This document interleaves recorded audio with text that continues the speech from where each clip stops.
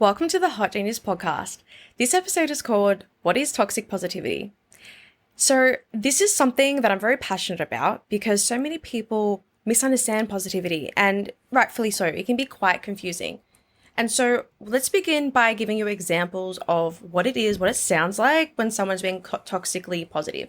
And so really the way I define toxic positivity is when someone invalidates reality. That's all. So, for example, let's say you are feeling really sad because your dog died, okay? And then you sit there and you go, no, I'm fine, I'm happy, everything's fine. Oh my God. No, that's you being toxic positive because that's how you create negative energy. Negative energy is actually created through the resistance of how you truly feel. People think that negative energy is being angry and it's being sad. That's not necessarily negative energy whatsoever. That is more so just an emotion. And when you resist your emotion, you don't let yourself feel the emotion. Of course, that becomes negative energy because negative energy is just resistance. That's what it is. And so many people are afraid of being negative, so to speak, right? Which again, I understand that. But every single time you don't allow yourself to feel the sadness or to feel the emotions that you are feeling in that moment, you are actually making yourself more negative, and that is toxic positivity.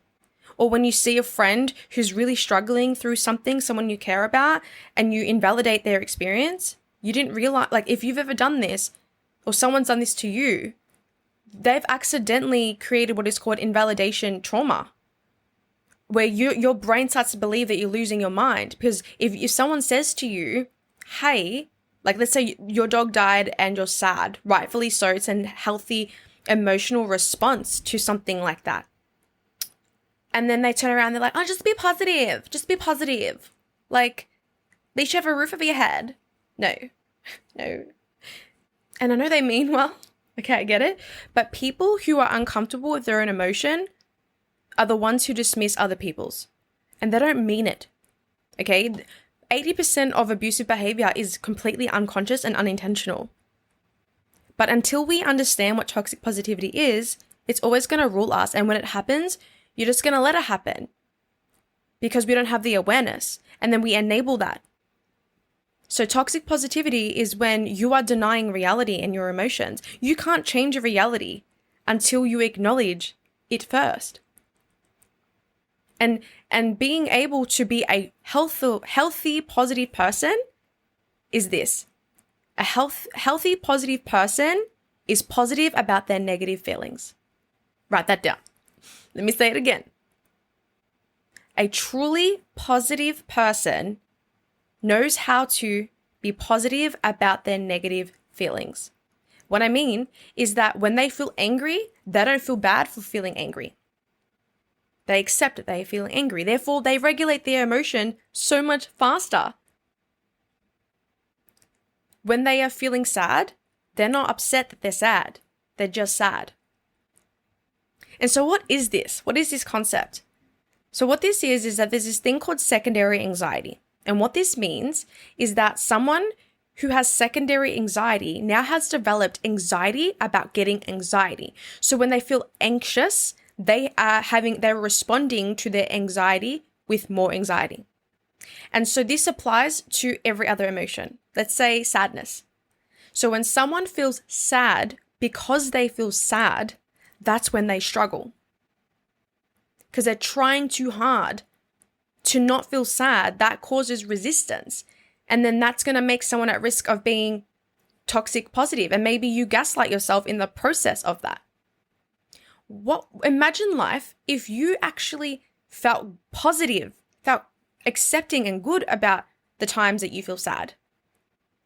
Then first of all, you can already see that you would regulate your emotions so much faster. The sadness won't linger. You will be more emotionally intelligent. Your nervous system will be regulated more often. You'd be less stressed because you accept your emotion. And you remove secondary emotion. Your secondary emotion should be love. And so in every emotion that we feel, we don't just feel one layer of emotion. We feel two all the time. So there's the actual emotional reaction That's primary emotion. And then there's secondary emotion, which is the response to the reaction of your emotion. Let me say that again. Primary emotion is the emotional reaction to a thought or situation. And the secondary emotion is the response to our emotional reaction. And so the trick here isn't to try and get rid of the primary emotion. No, that's healthy. That's normal. We need that as humans. We need to feel healthy guilt, healthy anger. It's just how the world goes around. It's how you grow. But what we can change and what we should change and what we are control of is the secondary emotion. Again, that's the response to our emotions. And what people do without realizing most of the time is that when they feel sad, they also have that secondary emotion. Their emotional response to the emotional reaction is feeling sad for feeling sad, or feeling guilty for feeling sad, or feeling shameful for feeling angry. When you can remove or transmute that secondary emotion that you're inevitably gonna have, the power is in your hands completely. And so maybe I should change the title of this podcast episode because we're not just learning about toxic positivity and healthy positivity. We're also learning emotional regulation. We're learning emotional intelligence. And this completely links to geniusness. If I haven't already told you, the traits of genius isn't just being intelligent. And I always say this. I sound like a broken record.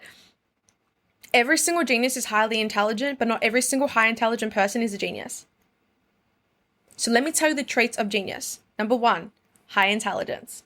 Inside high intelligence, in that category, it's not just intellectual smarts and intellectual intelligence, it's also emotional intelligence. It's spiritual intelligence. The next trait of genius is high openness, open-mindedness, open-heartedness. The third trait of genius is creativity. The fourth trait is your ability to actually be educated and knowledgeable at the exact same time. We need both. And so when you can understand and master your emotions, you are also mastering your genius. And earlier I just said that every single genius is intelligent, but not every single intelligent person is a genius. That is why. Because intelligent people, it doesn't necessarily mean that they are emotionally intelligent. You know how many people with high IQs struggle in life? And it's because usually people with high IQs are more at risk of having either lower emotional intelligence, or their emotional intelligence isn't in equal ratio to the intellectual intelligence. And when you don't have equal parts emotional intelligence and intellectual intelligence, it's the equivalent of a really powerful turbo engine being put into a tiny toy car. It's going to explode. And that really powerful engine is the analogy for high IQ, high intellectual intelligence. And that toy car, that shell of a car that's holding the engine, that's the part of this analogy. It's representing emotional intelligence. How does a car with a powerful engine function at its best? With a appropriate sized and built car of a shell of a car. Same with your intelligence. And so if you can understand toxic positivity, you can understand emotion, master your emotion, know how to respond to your primary emotional reaction healthily and maturely and intelligently, then not only will you be able to recover from mental illness, trauma, anxiety, and have a higher quality of life, but you are literally becoming a genius. Because once again, one of the traits of being a genius is being highly intelligent. It's not being intelligent, it's being highly intelligent. And to be highly intelligent is to be able to cultivate holistic intelligence. The main two that you should focus on, the most non-negotiables, is intellectual intelligence and emotional intelligence, but there's also spiritual intelligence. They're the bonuses. That's when you want to get into like mastery and advance, right?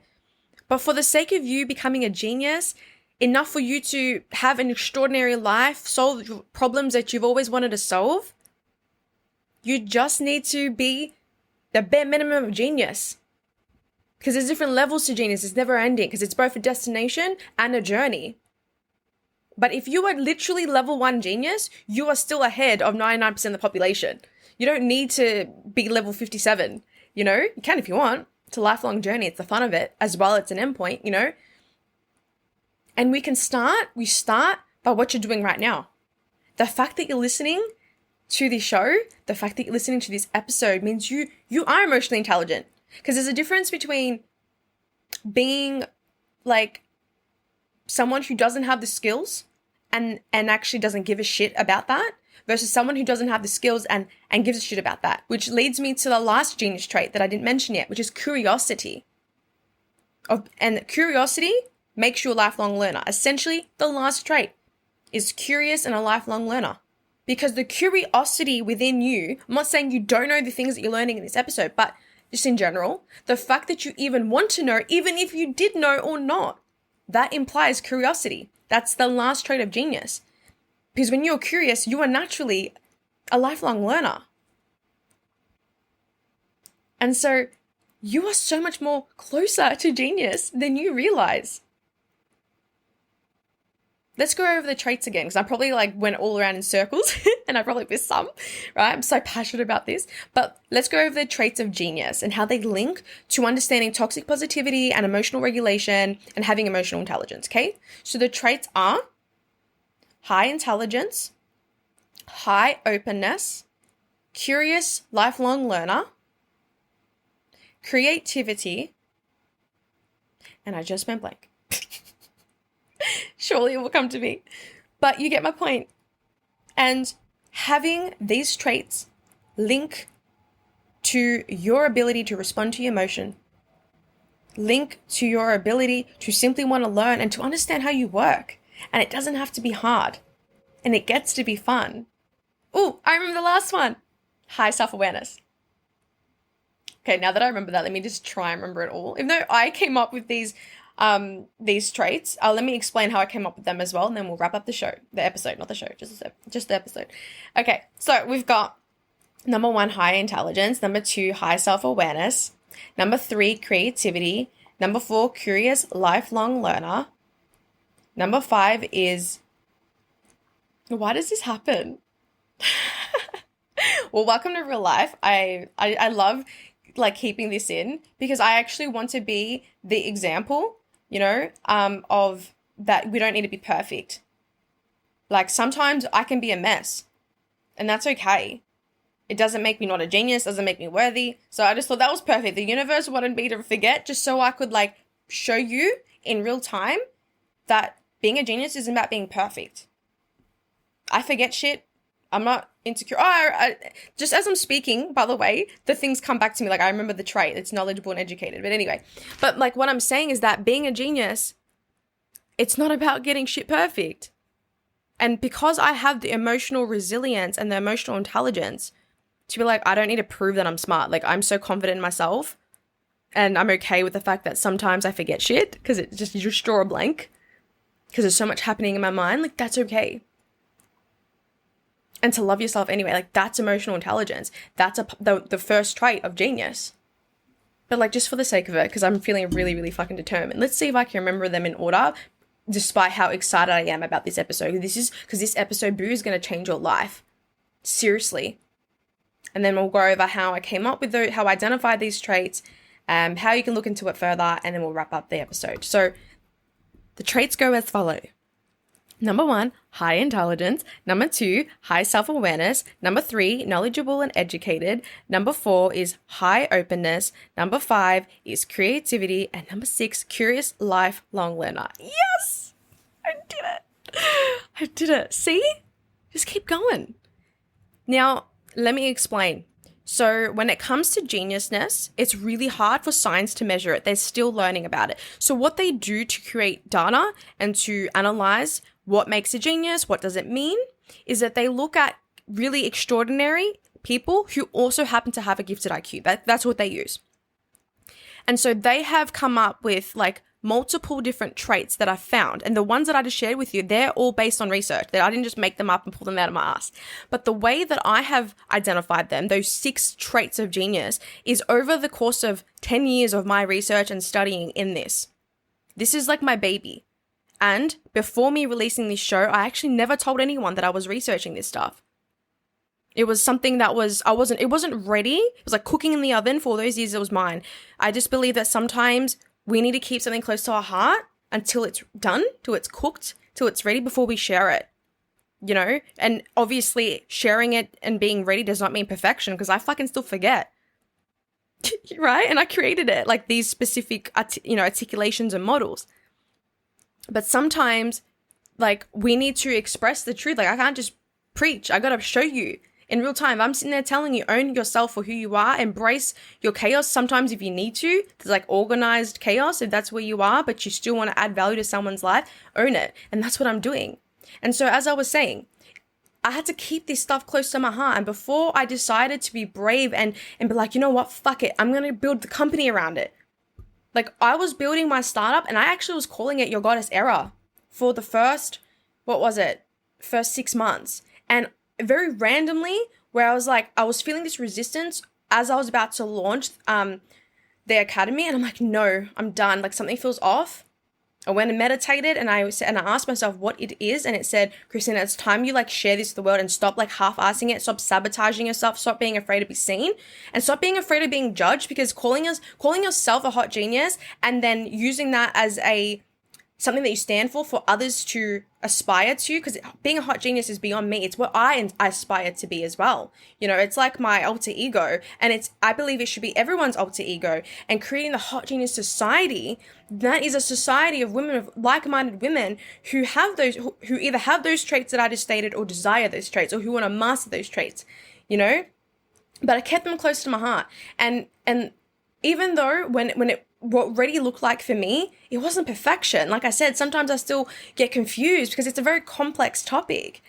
But being ready just meant that I was just ready to own it, to embody it, to share it, to teach it. And that's where I'm at. And that's why you're listening to your show, because in some capacity you resonate with that, right? And understanding the traits of genius and how that links to being positive. And understanding what toxic positivity is and versus what it isn't. Understanding what it takes to be highly intelligent. Understanding primary emotion is emotional reactions. And then there's also a secondary emotion, which is the response to our emotional feelings. Like, knowing these things can change our lives for all of us, you know? And I love that you're here, a part of the Hot Genius gang. It makes me so happy. Because this is not about me. This is not even about you, boo. This is about all of us, you know? Like, we're here to change the game. We're here to change what it means to be smart. And we're here to remind people of their power. And especially, the most important thing is that you are drawn to this show and this brand because either consciously or unconsciously, you have a strong desire to save the world. You've got a superhero complex like me. And not from a place of lack or scarcity. You have this intuitive understanding that the world is perfect exactly the way it is, but at the exact same time, it needs to grow, right? And that's what I meant by like, save the world. Is that the quickest way to quote unquote save the world is to master yourself and save yourself. And when you can own your genius and master your genius and embody the hot genius in you, you are more than halfway in achieving your goal with your big heart. I know that you're mission driven. I know you have a big heart, and I know you care about people. And I want to wrap up this episode by saying this. If you are toxic positive by any chance, or you used to be, me too, I was as well. And there's no shame, there's no judgment. This is about awareness. We don't know what we don't know. But now you know. Or maybe you already knew. And maybe you needed this reminder because remember, a teacher is not going to teach you anything you don't already know. A true teacher awakens what's already inside of the student. And that's my favorite saying because I don't believe in egoic teaching. I believe in soul teaching. And everything that you listen to on this show, you already have inside of you. I am not your guru. I am not your master, right? And another reason why you're probably attracted to this show, because you can feel that. You can feel that from the brand. You can feel that from me. Because we're here to evolve mankind. And what we have had is superiority and hierarchy. Nah. We don't put anyone on a pedestal. We don't put anyone below us. And a teacher does not mean that they are superior to you. They are equals. They are your mirror. They are heart-led. They are soul-led. And they're just here to remind you of your power, because we can't do this alone. We can't do this alone. Doesn't matter how smart, strong, powerful, sexy you are. We can't do this alone. Right? Trust me, I tried. And so, remember your power. Forgive yourself if you used to be toxic positive. Forgive the person who was toxic positive to you 2 weeks ago. But now that you have awareness, you know how to respond, you know how your emotions work, you know that in every moment when you have an emotion, there's two emotions coming out at the exact same time. You are in control, and you are in control of the secondary emotion. When you can master this, watch what happens. Thank you so much for being here. I love you so much, babe, and I'll speak to you soon. Bye.